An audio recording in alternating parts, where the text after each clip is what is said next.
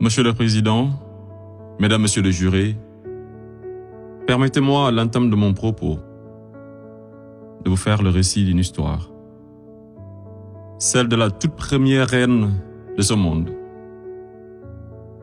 Une reine d'une beauté légendaire, au cœur pur et généreux, à qui la nature avait fait don de richesses inestimables. Ses enfants étaient nombreux, de vrais génies qui firent la découverte des mathématiques, inventèrent l'écriture, l'art, la médecine, l'architecture et tant d'autres sciences qui ont tracé les prémices du futur. Ils vivaient tous libres et épanouis, jusqu'au jour où la malédiction frappa la reine de plein fouet. L'ange de la mort venait de guider une vieille dame venue des contrées lointaines, dévastée par la sécheresse, qui fut pendant très longtemps à la recherche d'une île autrefois appelée Eldorado.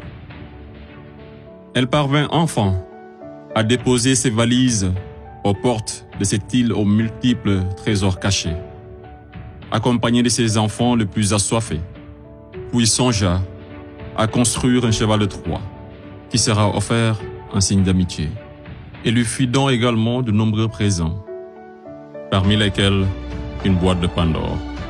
Le malheur s'empara alors de ce gigantesque royaume, entraînant la chute de sa reine, la mort de certains, et l'exil d'autres des plus valeureux. Ce fut l'effondrement d'une civilisation qui aura duré des décennies, une histoire plagiée et falsifiée. Fin de l'histoire. Monsieur le Président, je mesure combien il est difficile pour un jeune avocat d'Afrique, sans aucune expérience et qui n'a nulle connaissance des affaires géopolitiques, de plaider pour la mère Afrique contre l'une des mafias les plus dangereuses au monde, la France-Afrique. Cependant, quoique trop inférieur à mes adversaires, j'ose espérer que je serai tout de même en mesure de vous exposer clairement les faits, afin que vous n'ignoriez aucune partie de l'objet sur lequel vous êtes appelés à vous prononcer. Je vous prie alors de m'écouter avec bienveillance.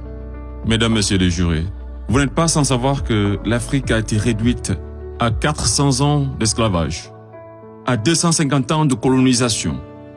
Et aujourd'hui encore, l'Afrique est sous la domination de ces délinquants, ces va-t-en-guerre, criminels en col blanc, ces salauds et mafieux de la pire espèce. Objection! Objection rejetée. Modérez votre langage. Désolé, Monsieur le Président.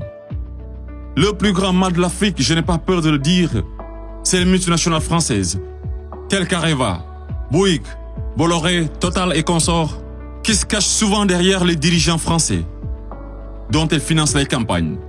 Et en contrepartie, ces derniers sont tenus de mettre la pression sur certains dirigeants africains, qui, de peur de finir comme un Thomas Sankara, ou un Sylvanus Olympio, ou encore un Muammar Kadhafi, pour ne citer que cela, se voient contraints de leur accorder le plus gros marché, sans passer par aucun appel d'offres, sans oublier toutes les mallettes d'argent qui sont envoyées en direction de l'Élysée, pendant que les pauvres Africains crèvent de faim dans les quartiers délabrés.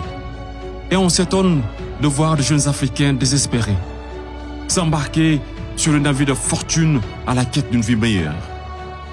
Et je vous assure qu'ils sont nombreux parmi ces jeunes à avoir tenté toutes les voies et moyens légaux, mais en vain. Pendant ce temps, la France et l'Union européenne se font des fortunes derrière leur business le plus lucratif, les demandes de visa Schengen, qui sont pour la plupart rejetées sans aucun motif valable. Monsieur le Président, avant que je n'oublie, permettez-moi de poser une question à la France-Afrique. Parmi tous les leaders africains morts assassinés, pouvez-vous nous citer ne serait-ce qu'un qui fut réputé un grand ami de la France? J'imagine qu'il n'y en a pas eu. Mesdames, Messieurs les jurés, je vous laisse juger. Monsieur le Président, j'accuse la France, la France-Afrique, de crimes contre l'humanité, de crimes d'agression, de crimes économiques et d'avoir été derrière des crimes de génocide. La plupart des dirigeants français sous la Ve République me rappellent des propos d'un homme sage qui disait, je cite, « Les postes éminents rendent les grands hommes encore plus grands et les petits hommes encore plus petits. » Fin de citation. Et le pire d'entre eux, c'est ce nain assassin de Sarko. Ce trafiquant d'influence, connu pour sa mégalomanie, l'homme aux scandales multiples, Bettencourt, Tapi, Kadhafi et j'en passe. Ce criminel contre l'humanité, toujours en liberté, qui se la coule douce derrière les mélodies de la brune, alors que sa place se trouve à la haie. Vous lui direz que malgré tous ces mensonges, avec la complicité de certains médias, que le monde entier, et les Africains en particulier, connaissent toute la vérité sur les véritables raisons de l'assassinat de Kadhafi, sous les applaudissements de Bernard-Henri Lévy, et sur la chute orchestrée de Laurent Gbagbo, qui aurait commis un crime de lèse-majesté en voulant tout simplement ouvrir son pays à la concurrence internationale, en exprimant aussi sa volonté d'établir un rapport d'égal à égal avec la France, et en souhaitant revoir le contrat qui liait son pays à l'entreprise Bouygues. Bouygues, du fameux Martin Bouygues, un ami intime de Sarko, par ailleurs parrain de fils du nom de lui, tous les deux impliqués dans le conflit ivoirien. Ce n'est pas un hasard. Mesdames, Messieurs les jurés, ai-je besoin d'en rajouter un mot pour que vous compreniez ce jeu d'échecs qui se joue sur le dos de pauvres Africains, alors qu'ils doivent tout à l'Afrique? C'est grâce aux Africains que vous avez une république que vous appelez la France. C'est grâce aux Africains que vous êtes enrichis. C'est grâce aux Africains que vous avez aujourd'hui votre statut de 5e puissance mondiale avec un droit de veto au sein de l'ONU. Et c'est encore grâce aux Africains que vous avez 2 Coupes du Monde à votre compteur. Qu'attendez-vous encore des Africains? Qu'on vous ramène la Lune? Ayez au moins un peu de décence et respectez les Africains, surtout les Noirs et les Arabes qui vivent en France. Monsieur le Président, je voudrais par ailleurs, et si vous me permettez de parler brièvement de la Cour pénale internationale. Il est un proverbe qui dit « Dis-moi qui tu fréquentes et je te dirai qui tu es ». Je propose de jeter un coup d'œil sur le profil des procureurs de la CPI. Commençons par l'actuel procureur de la CPI, une dame que je respecte pour 2 raisons. Pour son courage, pour avoir prouvé qu'être une femme et noire ne saurait être un obstacle à la réussite sociale, que la femme noire était capable de s'imposer partout et devant n'importe qui, et pour son combat pour la défense des droits des femmes. Mais devrions-nous faire semblant d'oublier qu'elle fut procureure générale, proche collaboratrice et conseillère juridique du président, et ministre sous l'une des pires dictatures de l'histoire de l'Afrique, sans jamais démissionner? N'est-elle pas comptable de ce régime? Le premier procureur de la CPI, l'Argentin Luis Moreno Ocampo, une haute personnalité dont le nom est impliqué dans les affaires de viol, de corruption, d'abus de pouvoir. Un procureur de la CPI qui détient avec son épouse des entreprises offshore dans les paradis fiscaux des îles Vierges, de Panama et de Belize. Et c'est le même type qui aujourd'hui offre ses services aux personnalités poursuivies par la CPI afin de les aider à échapper au séjour à la haie, moyennant de grosses sommes d'argent. Et tenez-vous, qui sont 123 pays à avoir ratifié le traité de Rome. Et sur 10 enquêtes ouvertes, 9 sont africaines.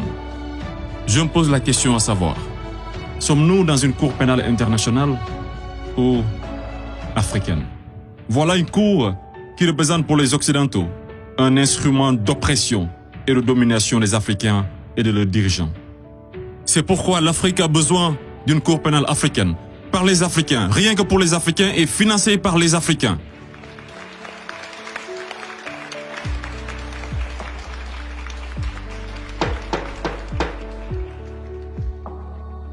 Monsieur le Président, je ne suis qu'un jeune ignorant qui ne prétend point détenir toute la vérité. C'est pourquoi je vous apporte des documents qui vous permettront d'y voir un peu plus clair. À l'exemple de cette copie d'une conférence de François-Xavier Verschave intitulée De la France-Afrique à la mafia-Afrique. Je salue également le courage de ces hommes et femmes de valeur qui osent lever leur voix pour défendre les intérêts de l'Afrique. Je pense au grand Kémy Séba avec l'ONG Urgence panafricaine. Je pense également à notre frère Claudie, à Fatou Diom, au grand Youssou N'Dour, à notre maman Angélique Kidjo et d'autres artistes des plus engagés comme Alpha Blondy et Tiken Jah Fakoly pour ne citer que cela. Sans oublier toutes ces personnalités qui œuvrent pour la promotion des jeunes et des femmes à l'égard du docteur Anta Sané et bien d'autres femmes de valeur. Monsieur le Président, loin de moi l'idée de proliférer des menaces. Mais si par malheur, la France-Afrique est aujourd'hui acquittée, sachez que la jeunesse africaine l'obligera à quitter. Elle se mobilisera davantage et réunira toutes ses forces vives, hommes et femmes de valeur, sans exception d'âge. Intellectuels, sportifs de haut niveau, artistes de renommée internationale et sympathisants de l'Afrique. Et tous mèneront une campagne dévastatrice par tous les moyens pacifiques afin de dégager un par un ces béni-oui-oui, présidents marionnettes de la France-Afrique, en faveur de vrais leaders panafricains véridiques qui auront le courage de mettre fin à la domination de cette mafia et qui décideront de la fin de la plus grosse arnaque de l'histoire, le franc CFA.